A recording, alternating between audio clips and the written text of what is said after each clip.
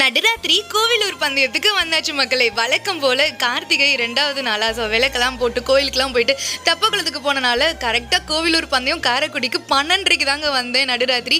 இன்னைக்கு வீட்டில் அப்பா வந்து மீன் செஞ்சுருந்தாங்க. மீன் சாப்பாடுலாம் சாப்பிட்டுட்டு எல்லாத்தையும் பேக் பண்ணிவிட்டு கோவிலூர் பந்தயத்துக்கு ரெடி ஆயிடுச்சு. நம்ம குட்டீஸ் தான் பயங்கர குஷி, கேட்டை திறந்து விடுடி அப்படின்னு சொல்லிட்டு.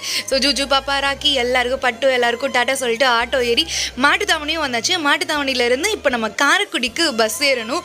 கரெக்டாக வந்து பார்த்திங்கன்னா மணி நான் பஸ் ஏறும்போது ஒரு 10 அந்த மாதிரி இருக்கும். போகும்போது வந்து சார்ஜ் போட்டு சார்ஜ் வாங்கிட்டு கமுதி தம்பி மேலூர் அண்ணே எல்லாருக்கும் டாட்டாவும் சொல்லிவிட்டு அடுத்து நம்ம காரைக்குடி பஸ்ஸில் ஏறியாச்சு. கரெக்டாக மணி பார்த்திங்கன்னா 10:16 அப்படின்ற மாதிரி இருக்கும். அடுத்து அங்கேருந்து கரெக்டாக நம்மளுக்கு காரைக்குடிக்கு 2 மணி நேரம் ட்ராவல்.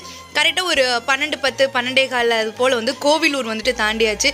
அங்கேருந்து காரைக்குடியும் வந்தாச்சு. காரைக்குடியில் வந்து நம்ம பாப்பங்கோட்டை இல்லை கார்த்தி அண்ணன்ட்டு ஒருத்தவங்கள இன்டர்வியூ எடுத்திருப்போம். ஸோ அண்ணன் வந்துட்டு சொல்லி தான் காரைக்குடியில் ஒரு அண்ணா வீட்டில் வந்துட்டு ஸ்டே